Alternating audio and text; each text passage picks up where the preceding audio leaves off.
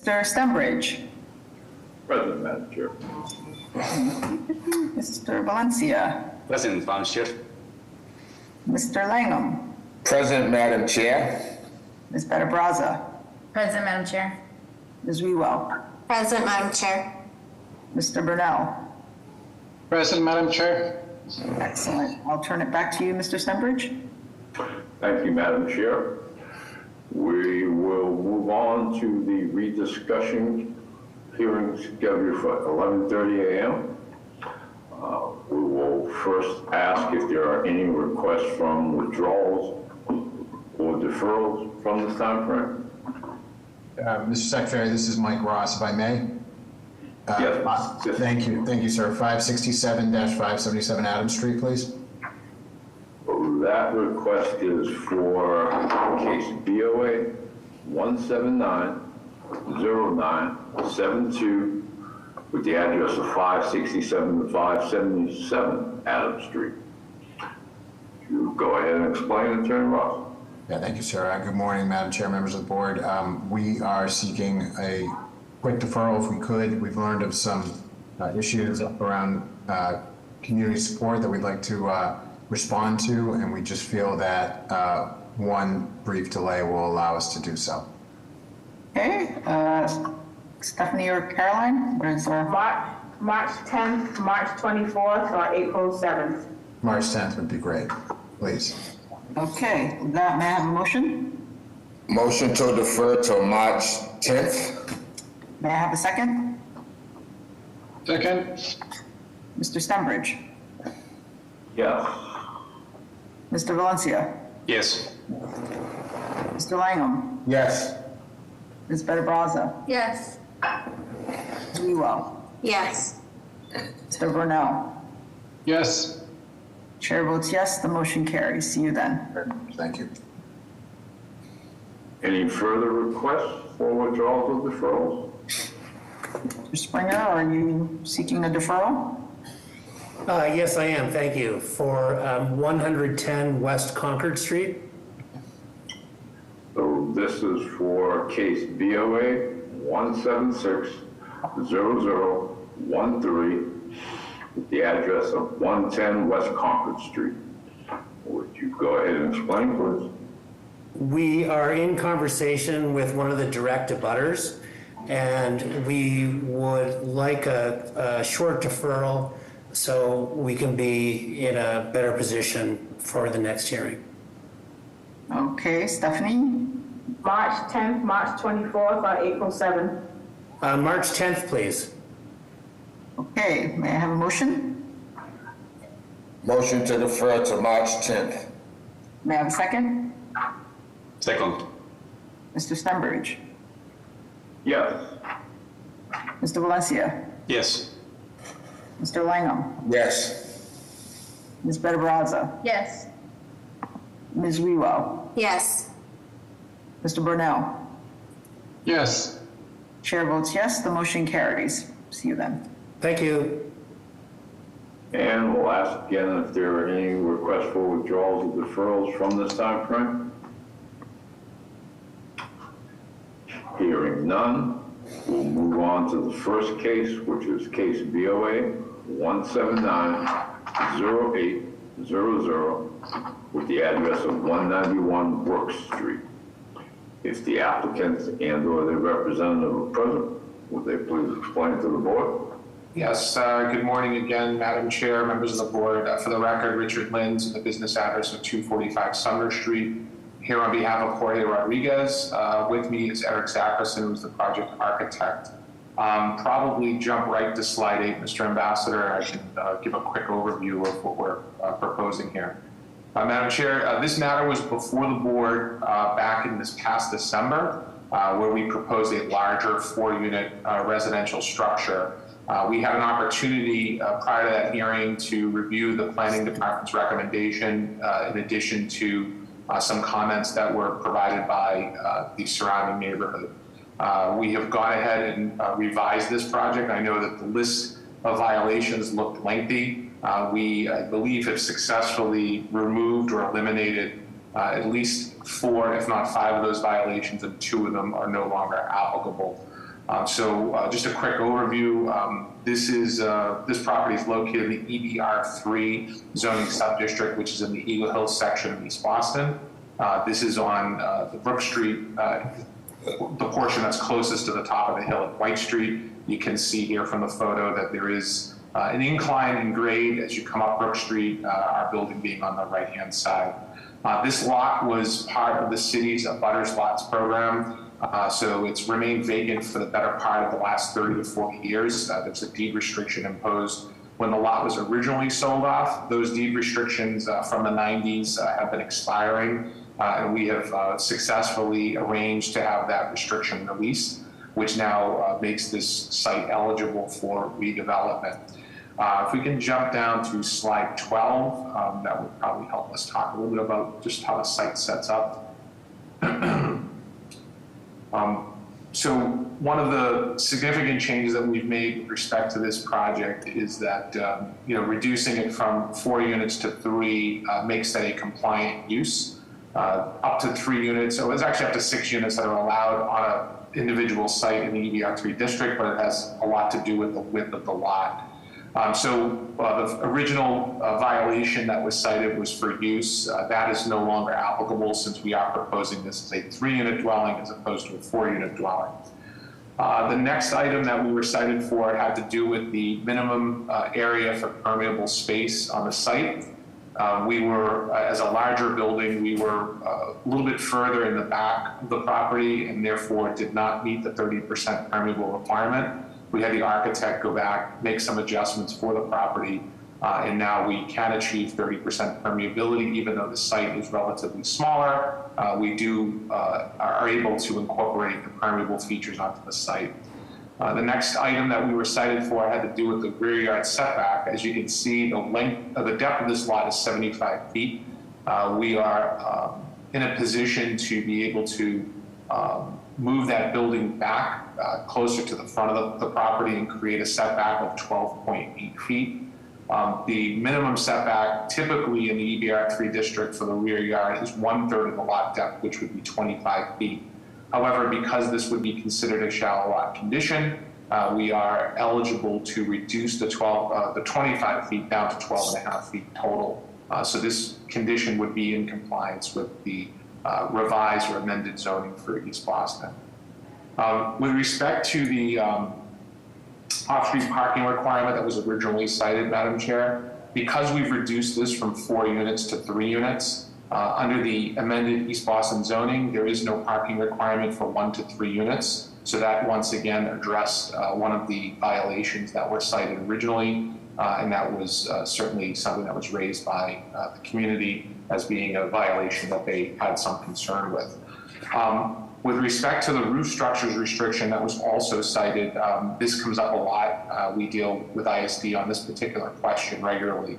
The roof structure restrictions found in Article 53, Section 25 apply to existing buildings where the roof line is being altered. It does not apply to new construction. So a roof deck that is proposed in connection with any new project that's being constructed is not subject to the roof restriction conditional use permit. The reason being is that the specific language of Section 25, Article 53 talks about any existing roof structure that's in existence at the time. Moreover, Article 53, Section 25 does permit roof decks provided they meet the setback requirements as set forth in Section 25. So that, while a violation cited, is not something that we necessarily require relief for. If we can jump to slide 13, I believe we have the floor plans and the elevations. And as you can see here for level 1, this is proposed as a slab on grade, Madam Chair. We're not proposing any foundation or basement, I should say. And the bottom 2 levels, levels 1 and levels 2, would be 2-bedroom units. Level 1 would be accessible for persons with disabilities and designed to meet compliance with the ADA requirements. Level 2 is very similar to level 1. If we jump to the next slide, we can see level 3 and 4. What we did was we proposed this to be a bi-level unit to provide a little bit more space. So this is a 3+ layout. We have 2 levels. You would enter at the 3rd floor, but have additional living space for bedrooms on the upper level. And I'll explain the elevation in a moment because I think it's significant for purpose of where this property is located. As you can see, we do propose the roof deck with the appropriate setbacks. It is set back towards the rear of the building. There is a hatch head house that is used to access it from the internal stairwell. There is no spiral staircase or access from the rear to get up there. And again, this is permitted under Section 25, Article 53 as permissible use. If we go to the next slide, please. Just our section plan, we can jump down to the next slide. Probably shows the elevation here, yes, perfect. So we're looking at here is the right side elevation of the building. We are showing windows on this side because we do have the appropriate setback on the right side of the building. We are setting our building at a 0 lot line on the left side, but that is entirely consistent with the precedent in the area, which does allow for row house. Row house does not require a side yard on a common boundary where any row house is being proposed. For a row house, you have to have at least 3 contiguous buildings. There are a number of buildings along Brook Street that all have attached party walls, so this would be very consistent with the spirit and intent of the code for side yard setback. Which leads us to the essentially the main 2 items for relief, and that is the height of the building. We are proposing this as a 4-story and 42, I believe it's 42 feet, or just over 42 feet in total height. If we can jump back to slide 8, Mr. Ambassador, that will help show the context of how we come up with the height of this building. So as you can see, Madam Chair, members of the board, our property directly adjacent to us on the left is also a triple decker, but it does have that condition of the exposed foundation or the elevated foundation, which is very typical along buildings on this side of Brook Street, especially as you travel up the hill. Because that building would be at a higher elevation than our building, in addition to our building not having the elevated foundation, instead we just have that accessible level. What we're trying to do is we try to design this building to be consistent, if you will, with the adjoining properties along that side of Brook Street. And we believe that the continuity of this building with its height as compared to the buildings immediately adjacent makes this a nice contiguous addition to this area. With that, I will pause to see if there are any questions of the board or address any comments for this proposal. Thank you. Thank you. Is Mr. Hampton available? Can you speak on now? Yes, Madam Chair, thank you. Good morning, everyone. Jeff Hampton, City of Boston Planning Department.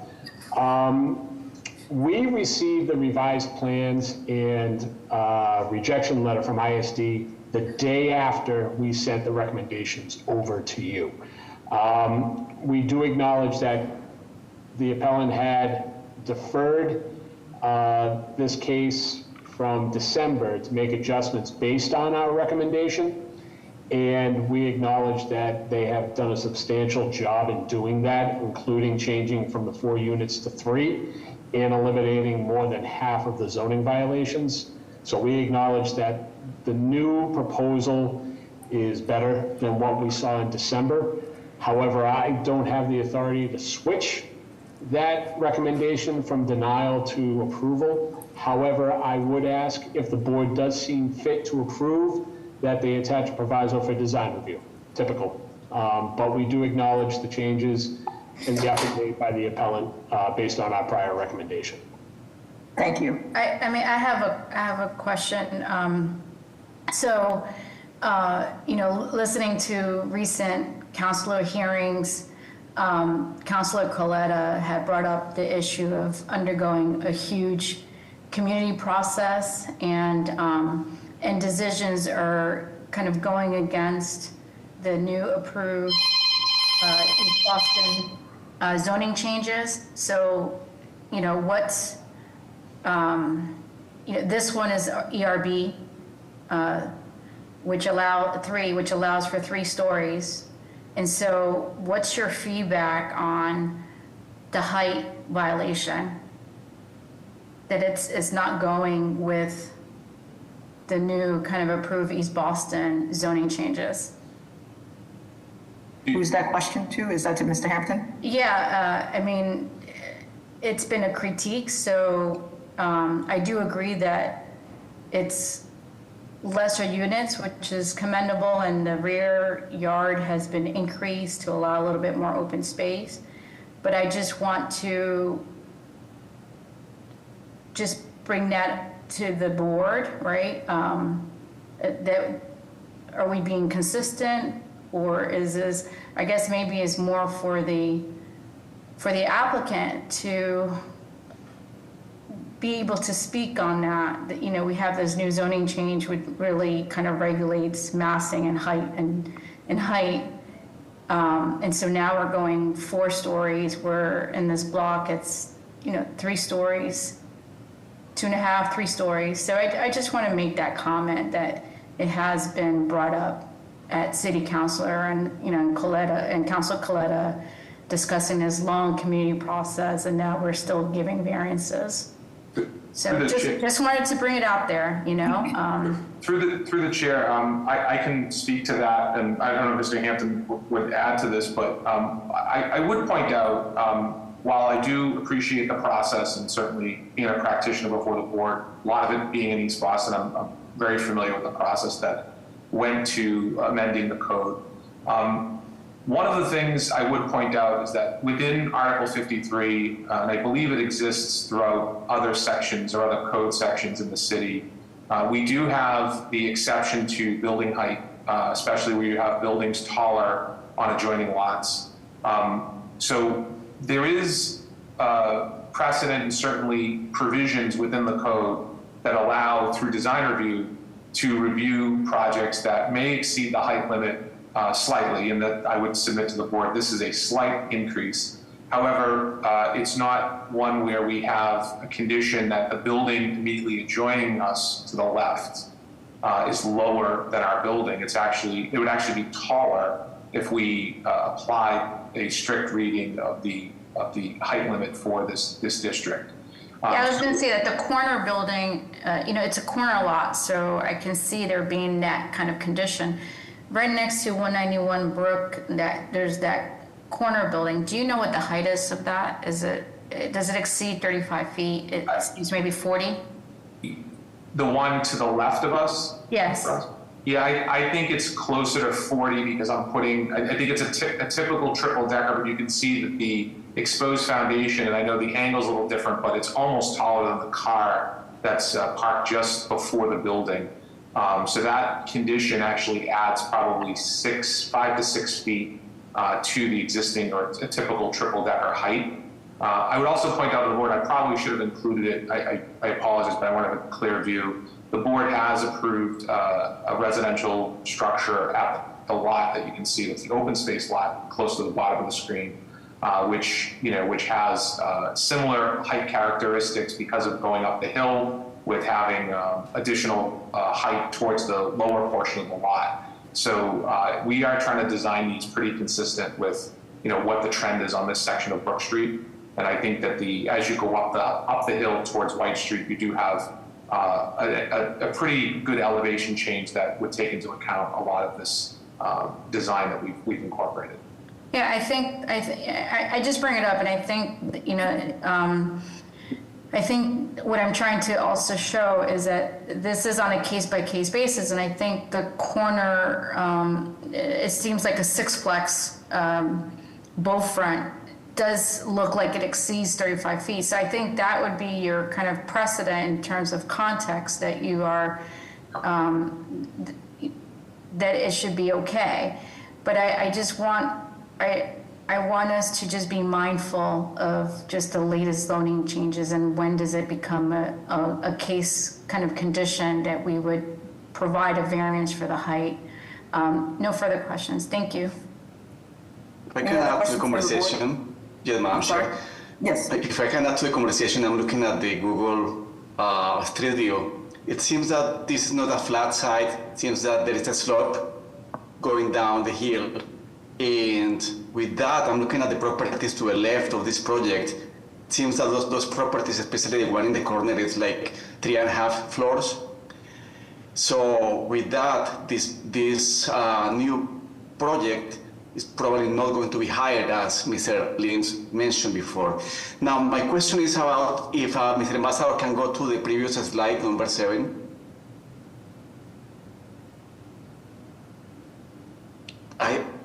No, yes. So I see that that building over there, the building has a few windows, also some antennas, could be DirecTV antennas.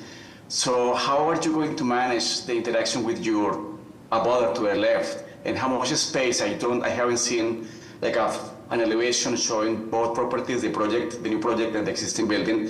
So how are you going to manage the light for those windows and also the reception for those antennas? Sure. I know we have our architect, Eric Zackerson, but I know this question came up as well. And two things I will point out. Our client, who is the owner of the lot that's being proposed to develop, also owns this building. And we have taken into consideration the building code requirements for not having unprotected openings. We do not believe, and I think Eric can confirm it, that lower window is probably the only one that is really impactful because of where it's located, but the others are not significant opportunities for light. So I think we can address those pretty easily. But I'll let Eric address those in his comments as well, because I know we did look at that. Thank you. Thank you. Can you hear me? Yeah. So yes. Basically, those windows are 3 foot 2 inches from our building, so they would not create a fire code separation.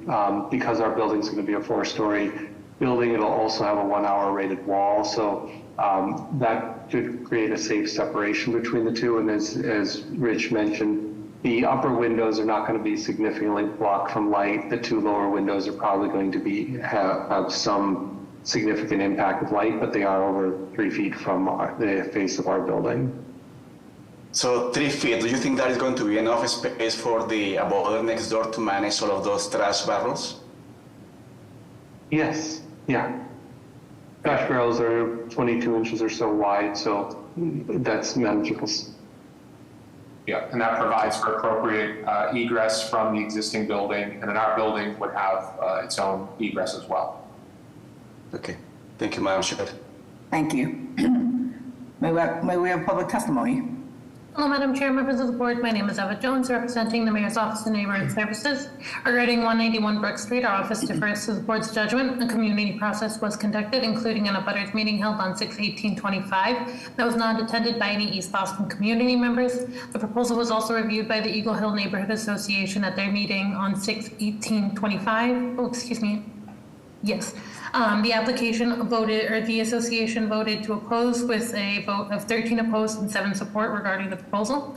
At this time, the Mayor's Office of Neighborhood Services differs to the board's judgment on this matter. Thank you, everyone, for your time and consideration. Thank you. Madam Chair, there are no additional comments. Oh, no, there is one person, I think. PJ. To the board. My name is Peter Pianadosi. I am a direct abutter to the south, the lot that's actually being redeveloped also. I know that I've worked hard actually with the owner in a lot of the improvements that have recently been made, and obviously from the point at which this was brought in front of the Eagle Hill Community Board, this project has dramatically changed for the good. And just, at one point that I'd like to bring out to the chair, to the board in regards to the elevation, some of these pictures really don't do the incline justice. I think the best determination to really look at it is if you look at the house next door, as you're going up Brook Street, you'll see the foundation, and the elevation is actually, the foundation height is actually the elevation of the top of the entrance door at 191. It's a dramatic 6 to 8 foot increase, and as you go into the backyard and you look in the backyard of this project, you'll also see that there's a dramatic height. So this, even though it is built as a 4-story building, it's really not as overwhelming as it appears to be, and it is all within the restraints. And I know that I worked very close with George in regards to this to be able to get this to where it's at, and I think they've made dramatic improvements to what this project has become. And again, speaking to what the community board originally voted on, these are 2 different projects, to be honest with you. So at this point, I would just say, as a direct abutter, I'm all in favor for what's being presented here today. Thank you. Any other raised hands? Sorry, unmute. Madam Chair, there are no additional comments. Great. Is there a motion? Madam Chair, I'm going to put forward a motion of approval with the Planning Department design review. Is there a second? Baraza, second. Mr. Valencia? Yes. Mr. Stenbridge? Yes. Mr. Langham? Yes. Ms. Better Baraza? Yes. Ms. Wewell? Yes. Mr. Burnell? Yes. Chair votes yes, motion carries. Good luck. Thank you very much. Next case has been deferred. That takes us to case BOA 1554854 with the address of 69R Parent Street. Is the applicant and/or their representative present? Would they please explain to the board? Good morning, Madam Chair, members of the board. My name is Tim Longden, 1A Treetop Circle in Northborough, and I'm the owner of the subject property at 69R Parent Street, where I'm proposing to erect a 3-story, 3-unit residential building with 3 outdoor parking spaces. Just a brief overview. The site was originally a portion of a much larger parcel, 67 Parent Street, which I purchased in March of 2023. I subdivided that lot into 3 separate parcels, 67 Parent Street, where I rehabilitated an existing 3-family home, 71 Parent Street, where I built a zoning compliant 3-family, and this parcel, 69R Parent Street, where I'm also seeking to construct a new 3-family. This is a rather simple and standard 3-story, 3-family dwelling on a non-standard lot. The parcel is 6,040 square feet and is in a 3F 4,000 zoning subdistrict, making the proposed 3-family dwelling perfectly suitable for the site. The zoning refusal letter was issued owing to 4 cited violations. First, there's a FAR violation. I'm actually not certain this violation was correctly cited.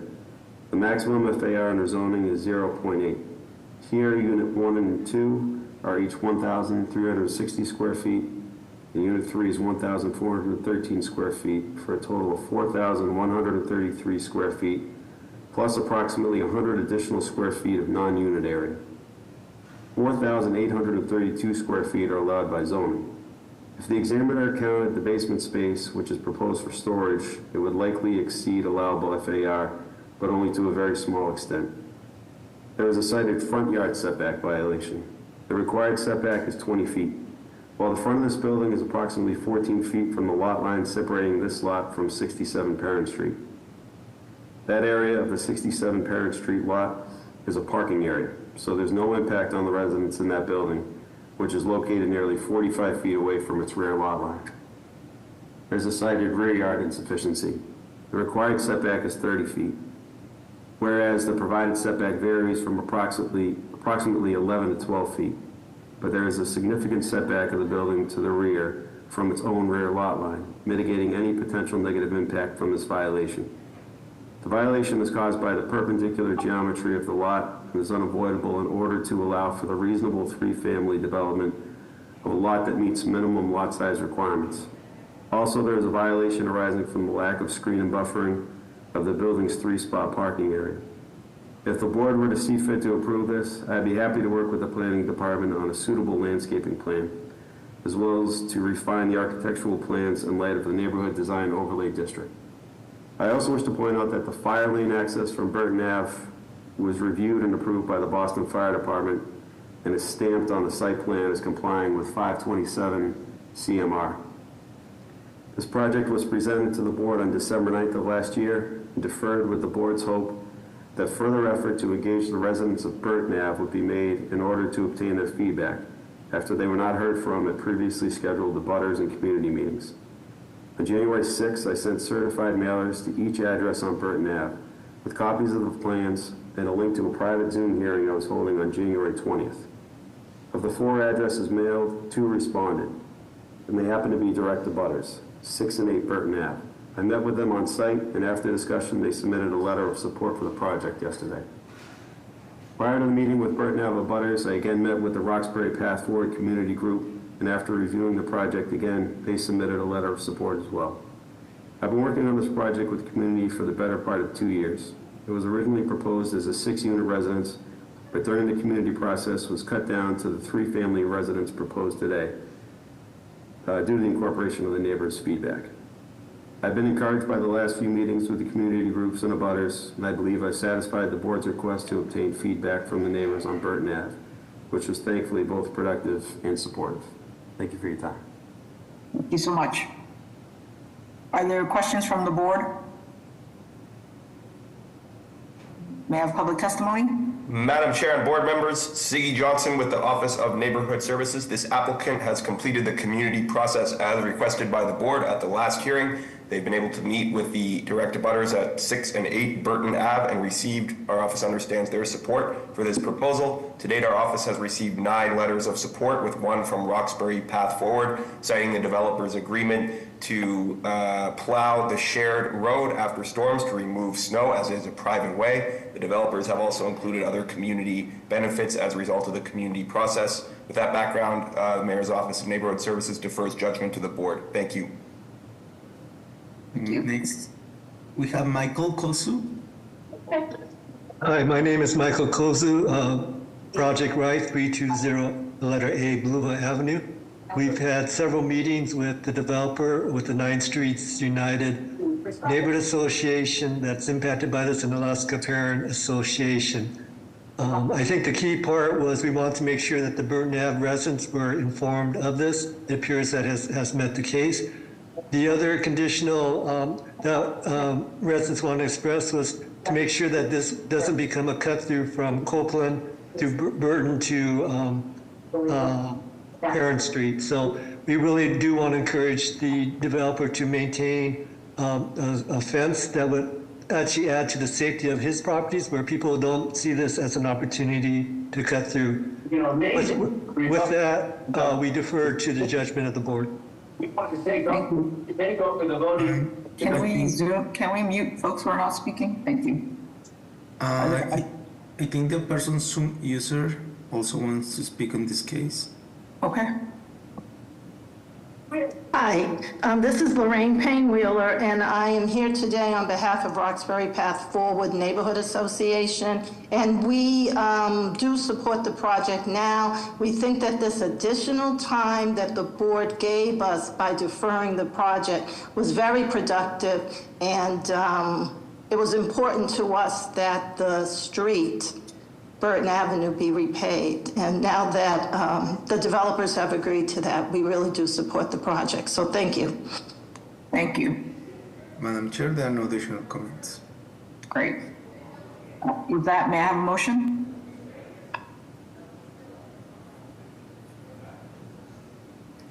Madam Chair, I would like to put a motion of approval with provisos to submit plans to planning for design review. Thank you. May I have a second? Second. Mr. Stembridge? Yes. Mr. Valencia? Yes. Mr. Langham? Yes. Ms. Better-Brazza? Yes. Ms. Wewell? Yes. Mr. Burnell? Yes. Chair votes yes, the motion carries. Good luck. Thank you. Madam Chair, we have a interpretation discussion scheduled for noontime. Okay. So I'll read that in, see where we go. Interpretation rediscussion case scheduled for noontime. This is case BOA 1689794 with the address of 62 to 66 Condor Street. If the applicant and/or their representative are present, will they please explain? Yes, once again, Madam Chair, members of the board, Richard Lins, 245 Sumner Street, on behalf of the petitioner. This is actually being deferred again. It's done for interpretation. We have been able to reduce the number of violations that was cited by ISD. They've agreed with our interpretation for the most part. We're waiting for an updated refusal letter for one outstanding violation that we may require interpretation for. I'm going to leave this on the docket until we have that updated refusal. So if we could get just a brief deferral, I expect to fully withdraw this particular interpretation once we see the updated refusal. Okay. March 10th, the 24th, or April 7th? March 10th is fine. Okay, that may I have a motion? Motion to defer to March 10th. Is there a second? Second. Mr. Stenbridge? Yes. Mr. Valencia? Yes. Mr. Langham? Yes. Ms. Better Brazza? Yes. Ms. Wewell? Yes. Mr. Burnell? Yes. Chair votes yes, the motion carries. Thank you. Have a great day. Thank you. Returning to the 1130 cases, we have two companion cases, which are case BOA 1783686 with the address of 180 to 182 Savin Hill Avenue. Along with that, we have case BOA 1783689, also with the address of 180 to 182 Savin Hill Avenue. If the applicant and/or their representative are present, will they please explain the cases to the board? Thank you, Mr. Secretary. Good morning, Madam Chair, afternoon, Madam Chair, members of the board. My name is James Christopher of 686 Architects with the business address of 10 Forbes Road in Braintree, Mass. I'm here today on behalf of Christopher Tomasini, the owner of 180 to 182 Savin Hill Avenue. The proposal before you is to construct a third-story shed dormer on the Caspian Way side of the building. No change to occupancy or building footprint. Next slide, please. This is our proposed site plan. Again, there's no change. We had originally, next slide, please, incorporated some rear decks. Oh, that was the use of premise, sorry. The rear decks have been removed, and the proposal now is to construct just the shed dormers. This project was scheduled to be before the board last month. We deferred at the request of a rear abutter who was unaware of the project. We spent the last month meeting with that abutter to try to revise the design to keep the rear decks. Since then, they've been removed, so that this proposal is to construct, again, that shed dormer on the third floor, no change to occupancy, and the tandem style parking for EVs to the right side, so that would be a new curb cut on that side of the building to accommodate parking for the building. And that's illustrated there. That easement exists and is already recorded. Next slide, please. And that's the use of premise application, and then we can go back to the plans for the building permit.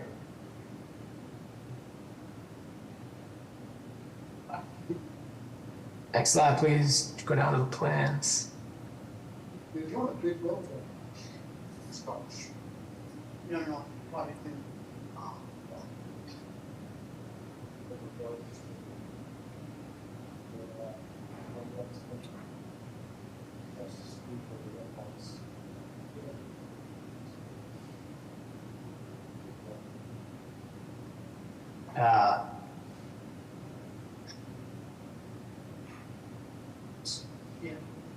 It looks like you only have the use of premise plans. There should be another application that shows the building footprint plans. Give us 1 second, we're working on getting it up.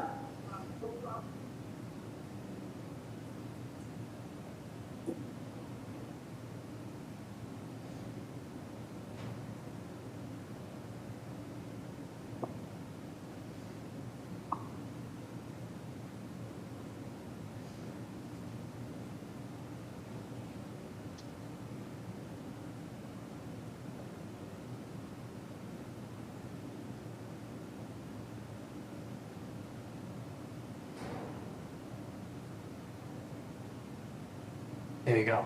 In conjunction with the shed door, these existing plans, keep going.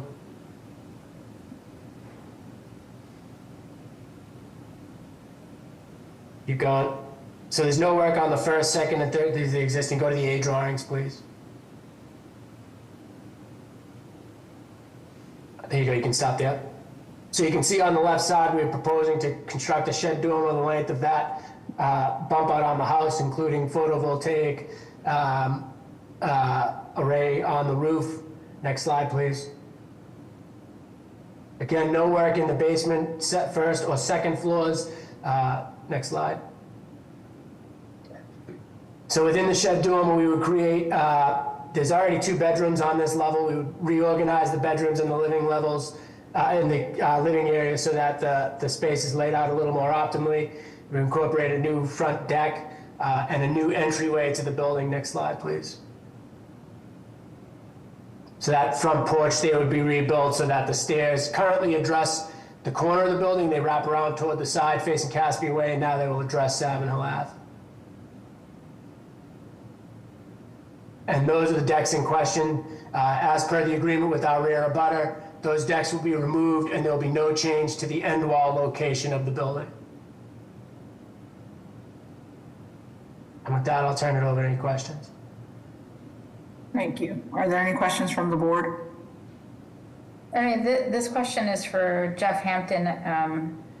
I saw your BPD recommendations and you're requesting for a design review for dormer, and I don't see this necessary. It seems like the planning board members should probably spend their time better with much more complex projects. It seems like pretty straightforward. So I just would like to know the reasoning behind that. It's in a neighborhood design overlay district. So that's the reason? Okay. Yes, ma'am. Yeah, it does not state that. So it requires design review because it's in Savin Hill. Got it. Thank you. Thank you. Any other questions from the board? May we have public testimony? Hello, Madam Chair, members of the board. My name is Eva Jones, representing the Mayor's Office of Neighborhood Services regarding 180 to 182 Savin Hill Ave. Our office defers to the board's judgment. A community process was conducted, including an abutters meeting held on 3/18/25 that was not attended by any community members. Following the meeting, my office received an email from an abutter expressing concerns about the project, the placement of the decks in relation to his child's room, and concerns about the flaring for the proposal for him and other neighbors. Following the deferral of this proposal, the applicant worked collaboratively with the abutter and agreed to remove the decks to the proposal. The proposal was also reviewed by the Columbia Savin Hill Civic Association at their meeting on 8/19/25. At this time, the Mayor's Office of Neighborhood Services defers to the board's judgment on this matter. Thank you, everyone, for your time and consideration. Thank you. Next, we have Brenda. Good afternoon, members of the board. My name is Brendan Cook of Burley McGoffin Cutching here in Boston, 44 School Street. I represent the direct abutters to the rear at 5 Caspian Way. The applicant's correct that we appreciate that they work collaboratively with us to revise the plans and reach an agreement. So I just speak to clarify for the board that the abutters have no objection with the project moving forward, so long as that agreement with respect to the proposed rear decks is reflected in the board's decision today. Thank you. Thank you. Madam Chair, there are no additional comments. With that, may I have a motion? Yeah, so given that the project is under zoning overlay of neighborhood design overlay district, it seems like it's also on a zoning overlay of the Harbor Park, Dorchester Bay, Neponset River waterfront. And it also is noted under the MHC historic inventory areas. I'm going to put forward a motion of approval with a proviso that it undergoes BPD design review. Is there a second? Second. Mr. Stemich. Are you? Yes. Okay. Mr. Valencia. Yes. Mr. Langham. Yes. Ms. Bettabraza. Yes. Ms. Wewell. Yes. Mr. Burnell. You're also on mute. Yes. Thank you. Chair votes yes, the motion carries. Thank you. I think is that the... That will do it, Madam Chair. Okay, well, thank you, everyone, and have a great rest of your day. Thank you. Bye, thanks. Recording stopped. Okay.